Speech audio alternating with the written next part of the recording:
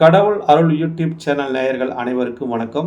ஜோதிடர் சந்திரன் பரமத்திவேலிலிருந்து பேசுகிற நண்பர்களை, தமிழ் புத்தாண்டு அதாவது ஏப்ரல் 14ஆம் தேதி 4/2026 சித்திரை 1 பிறக்கிறது. தமிழ் வருடம், நம்மளோட தமிழ் வருடம் பெறுவது தமிழோட கலாச்சாரம், தமிழோட பண்பாடுகள் மிக உயர்ந்த ஒரு நிலையில் உலகமுள்ளா இருக்கிறது என்ற ஒரு கருத்தை முன்வைக்கிறேன். அதேமாதிரி இந்த தமிழோட வருடம் இந்த ஆண்டு அனைவருக்கும் பொதுவான ராசி பலன் மூலமாக உங்களோட ராசிக்கெல்லாம் இந்த தமிழ் ஆண்டு எப்படி இருக்கும், எந்த மாதிரி ஒரு நிலைப்பாடு கொடுக்கும் என்பதை பொதுவான ராசி மூலமாக பொதுவான ராசி பலன் 12 ராசி வழியாகவும் உங்களோட ராசியை இந்த சேனல் வழியாக மனமகிழ்ச்சியுடன் மன சந்தோஷத்துடன் இதை பகிர்ந்து கொள்கிற நண்பர்களை அனைவரும் கேட்டுவிட்டு தங்களோட கருத்தையும் தங்களோட கமெண்டையும் தங்களோட லைக்கையும் மறக்காமல் இந்த சேனலுக்கு சப்ஸ்கிரைப்பும் மறக்காமல் பண்ணிடுங்க நண்பர்களை. தனுசு ராசி நேயர்களுக்கு இந்த தமிழ் புத்தாண்டு ராசி பலன் எப்படி இருக்கும்? உங்கள் ராசி அதிபதி குரு பகவான் 7ஆம் ராசியில் போய் அமர்ந்திருக்காரு. அதே மாதிரி இந்த தமிழ் வருட வேற பிறக்குது இந்த ஆண்டு. அது சித்திரை 1 14/4/2026 செவ்வாய்க்கிழமை அன்றுக்கு வேறு பிறக்குதுங்க. அதனால் இந்த தமிழ் புத்தாண்டு ராசி பலன் உங்களுக்கு எந்த மாதிரி ஒரு பலாபலனை, சுப பலனை கொடுக்குமா, அசுப பலனை கொடுக்குமா, இல்லை இப்போ பிரச்சனை கொடுக்குமா அப்படிங்கிற மாதிரி பொதுவான பலன் தாங்க. இந்த பொதுவான பலன் பார்க்கும்போது உங்களுக்கு எப்படி இருக்கும் என்பதை தெரிஞ்சுக்கலாம். இந்த ஆண்டு உங்களுக்கு ஆதாயம் எப்படி இருக்குன்னு பார்க்கும்போது 14 ஆதாயம் கொடுக்குறான். அதாவது தனுசு ராசிக்காரங்களுக்கு 14 ஆதாயம், செலவு பார்த்திங்கன்னா 11. அப்போ இந்த 12 ராசியிலும் ஆதாயம் பார்த்திங்கன்னா அதிகமாக கொடுக்குறது பார்த்திங்கன்னா தனுசு ராசிக்கு மட்டுமே. தனுசு ராசிக்கு மீன ராசிக்கு மட்டும்தான் ஆதாயம் அதிகம். ஏன்னா 14 ஆதாயம்னு பார்த்திங்கன்னா 11 தான் செலவு. அப்போ 3 மிச்சமாகுது. 14 ஆதாயங்கும் போது வரவு அதிகம். அப்போ வரவு அதிகமாக இருக்குன்னா எது மூலியமாக அதிகமாகும் அப்படின்னு பார்த்தீங்கன்னா, உங்கள் ராசிக்கு அதிபதியாக வரக்கூடிய குரு பகவான் 7ஆம் இடம். அப்போ தொடர்பு, பொது தொடர்பு. அப்போ நீங்கள் செய்யக்கூடிய ஒரு வேலை மூலியமாக, ஒரு ஒப்பந்தம் மூலியமாக, ஒரு தொடர்பு மூலியமாக, ஒரு பரிவர்த்தனை மூலியமாகலாம் உங்களுக்கு ஒரு கமிஷன் பேசிக்கலான லாபத்தை தனுசு ராசிக்காரங்களுக்கு கொடுக்கும் அப்படிங்கிற ஒரு நிலைப்பாடு. அந்த 7ஆம் இடங்கிறது ஒரு பரிவர்த்தனை ஆயிடுச்சுங்க. புதனும் குருவும் பரிவர்த்தனை. அப்போ பரிவர்த்தனை மூலிமா யோகம். அப்போ நீங்கள் ஒரு பரிவர்த்தனை, ஒரு பொருளை வாங்குறது, கொடுக்கறது, அதை வாங்கி லாபத்துக்கு விற்கிறது, அந்த மாதிரி பரிவர்த்தனை மூலிமா ஒரு பொருள் வாங்கி விற்பதுனால கூட ஒரு ஆதாயம், கமிஷன் பேசிக்கனால ஒரு ஆதாயம் அப்படிங்கிற தன்மையை இந்த தனுசு ராசிக்காரங்களுக்கு ஒரு டீச்சிங் மூலியமாக ஒரு ஆதாயம், ஒரு வகுப்பெடுப்பது மூலியமாக ஆதாயம், இந்த மாதிரி ஏதோ ஒரு ரூபத்தில் ஒரு தொழில் மூலியமாக ஆதாயம். அப்போ லாபத்தை இந்த ஆண்டு உங்களுக்கு அதிகமாக வரக்கூடிய ஒரு தன்மை, ஆதாயம் அதிகம். தனுசு ராசிக்கு ஆதாயம் அதிகம் அப்படிங்கிற தன்மை. உங்கள் ராசிக்கு 7ஆம் இடத்தில் குரு பகவான் உங்கள் ராசியை பார்ப்பது சிறப்பு. ஒரு கிரகம் தன்னோட சொந்த வீட்டை பார்ப்பது பலம். அப்போ தனுசு ராசிக்காரங்களுக்கு பலம் இந்த ஆண்டு அப்படின்னு சொல்லலாம். 4ஆம் இடம்னு பார்க்கும்போது அங்கே பார்த்தீங்கன்னா, இப்போ 4ஆம் இடத்துல பார்த்தீங்கன்னா புதனும் சனி பகவானும் செவ்வாய் பகவானும் இருக்காங்க 4ஆம் இடம்.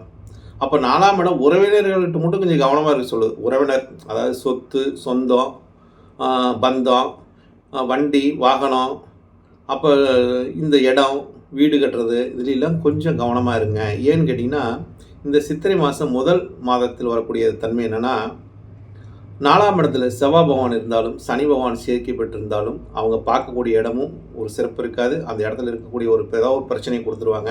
அப்போ உறவு மூலிமா கொடுக்கும், இல்லை சொந்த பந்தத்தின் மூலிமா கொடுத்துரும், இல்லாட்டி சொந்த வீடு கட்டுவதன் மூலிமா ஒரு பிரச்சனை வந்துடுங்க. அப்போ இதிலெல்லாம் கொஞ்சம் கவனமாக இருக்கணும். 3ஆம் இடம் பார்த்தீங்கன்னு வச்சுக்கோங்க, அங்கே முயற்சி ஸ்தானம், ராகு இருக்காருங்க, பலங்க, அஷ்டமாதிபதியோட சேர்க்கை இருக்காங்க. எதாக இருந்தாலும் பார்த்துக்கலாம். அதாவது தைரியம், துணிச்சல், தன்னம்பிக்கை தனுசு ராசிக்காரங்களுக்கு இந்த ஆண்டு சித்திரை மாதம்லாம் பலமாக இருக்குது. தைரியமான மனிதர்களாக இருப்பாங்க, துணிச்சலாக இருப்பாங்க, எல்லாமே ஒரு பலத்தை கொடுக்குது. அதாவது இதெல்லாமே ஆண்களுக்கு அதிகமாக கொடுக்குது, பெண்களோட ஆண்களுக்கு அதிகமாக கொடுக்குதுன்னு சொல்கிறேன். ஏன்னா இது பெண்கள் ராசி இதில் இருப்பாங்க. பெண்களுக்கு கொஞ்சம் பலவீனத்தை தான் கொடுக்குது. ஏன்னா பெண் கிரகமாக வரக்கூடியது பார்த்திங்கன்னா சுக்கிர பகவான், அவர் வந்து சூரியனோட சேர்க்கை 5ஆம் இடத்துல. அப்போ ஆள் மனசு, தனுசு ராசிக்கு ஆள் மனசு என்று சொல்லக்கூடிய இடத்துலையும் சூரியன் சுக்கிரன் சேர்க்கை பெற்றிருப்பது 6ஆம் அதிபதி எதிரியை கொடுக்கக்கூடிய ஒரு கிரகம். அப்போ சூரியனோட பாக்கியாதிபதியோட சேர்க்கை பண்ண எதிரி வந்து நமக்கு வந்து இல்லைன்னே சொல்லலாம்.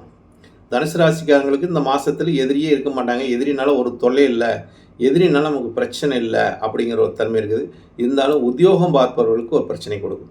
இப்போ தனுசு ராசிக்காரங்களுக்கு வந்து ஒரு உத்தியோகம் பார்ப்பாங்க, ஒரு அரசில் இருக்காங்க, அரசாங்க உத்தியோகத்தில் இருக்காங்க, ஒரு வேலையில் இருக்கிறாங்கன்னா அவங்களுக்கு ஒரு அதிகாரி மூலியமாக, உயர்ந்த அதிகாரி மூலியமாக ஒரு பிரச்சனை வரக்கூடும். வந்தாலும் அது தீர்வு வந்துடும். பெரிய ஒரு பாதிப்பு வராது. அதில் கொஞ்சம் கவனமுடன் நீங்கள் இருந்து செயல்பட்டீங்கன்னா உங்களுக்கு வெற்றியை கொடுத்துரும். ஏனாதானம்னு இருக்க வேண்டாம். ஏன்னா 6ஆம் அதிபதி உத்தியோகத்தை கொடுக்கக்கூடிய கிரகம், வேலையை கொடுக்கக்கூடிய கிரகம் போய் சூரியனோடு போய் அஸ்தாங்கம் பெருகுதுங்க. அந்த வீட்டில் பலம் இழக்குது. அப்போ தொழிலுக்கு ஏதாவது ஒரு பிரச்சனையை கொடுத்துரும், ஒரு பங்கத்தை கொடுத்துரும். வேலை செய்கிற இடத்துல மிக கவனமுடன் நீங்கள் இருப்பது, செயல்படுவது நல்லது என்ற கருத்தை முன்வைக்கிறேன். அடுத்தது, உங்கள் ராசிக்கு 9ஆம் இடம் பாக்கியத்தில் பார்த்தீங்கன்னா கேது பகவான் இருக்கார். கேது பகவான் இருப்பது பாக்கியத்துக்கு ஒரு நல்லதுங்க. ஆன்மீகம் சார்ந்து நீங்கள் ஏதோ ஒரு இஷ்ட தெய்வத்தை போகிற பக்கம் நீங்கள் வழிபட்டு வரும்போது உங்களுக்கு அது ஒரு பாக்கியத்தை கொடுக்கும். ஆனால் ஆன்மீக சார்ந்த கிரகம் கேது பகவான் பாக்கியத்தில் உட்காந்துருக்காரு. அப்போ தெய்வ வழிபாடு மூலியமாக அனுகூலம் கிடைக்குதுங்கிறான். தனுசு ராசிக்காரங்களுக்கு கோயிலாக போயிட்டு வரக்கூடிய ஒரு தன்மை இந்த காலகட்டங்கள் கொடுக்குதுங்கிறான். சித்திரை மாதம் பிறந்தோன்னே உங்களுக்கு பிடிச்ச கோயிலுக்கு போயிட்டு வந்துடுங்க. நீங்கள் குலதெய்வத்துக்கூட நீங்கள் உங்களுக்கு எது தெய்வம் பிடிச்சிருக்குதோ, ஏன்னா கேது பகவான் பாக்கியத்தில் இருக்கனால அந்த கேது பகவான் ஒரு பற்றற்ற நிலையில் கொடுத்துருவார். அப்போ ஒரு பாக்கியத்தை தெய்வ அனுகூலத்தையும் கொடுக்கக்கூடிய ஒரு தன்மை இருக்குது. ஏன்னா உங்களுக்கு ஆதாயம் இந்த ஆண்டு அதிகமாக இருக்கிறதுனால தெய்வ வழிபாட்டு மூலியமாக அதை மேலும் உங்களுக்கு பெருக்கக்கூடிய ஒரு தன்மையும், மேலும் அதை தக்க வச்சக்கூடிய தன்மையும் உண்டாகிறது. அதே மாதிரி சூரிய பகவான் பாக்கியாதிபதி 5ல் இருப்பது, ஒரு பூர்வ புண்ணியம் இருப்பது, குலதெய்வத்தினோட அனுகிரகம் பரிபூர்ணமாக கிடைக்குதுங்கிறான். குலதெய்வத்தோட அனுகிரகமும் பரிபூர்ணமாக உங்களுக்கு இந்த ஆண்டு பிறக்கும் போதே நல்லா இருக்குதுங்கிறான்.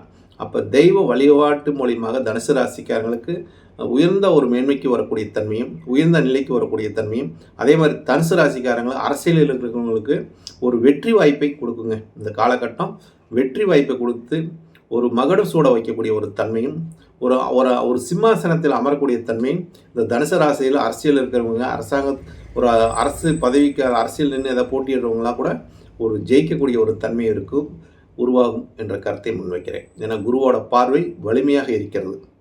நன்றி, வணக்கம், வாழ்க வளமுடன். பிரமத்தி வேலூர் சந்திரன். கடவுள் அருள் டிவியை பார்த்தமைக்க நன்றிகள். மேலும் இது போன்ற தகவல்களை தெரிந்து கொள்ள கடவுள் அருள் டிவியை சப்ஸ்கிரைப் செய்யுங்கள். மறக்காமல் பெல் ஐக்கானை கிளிக் செய்யுங்கள்.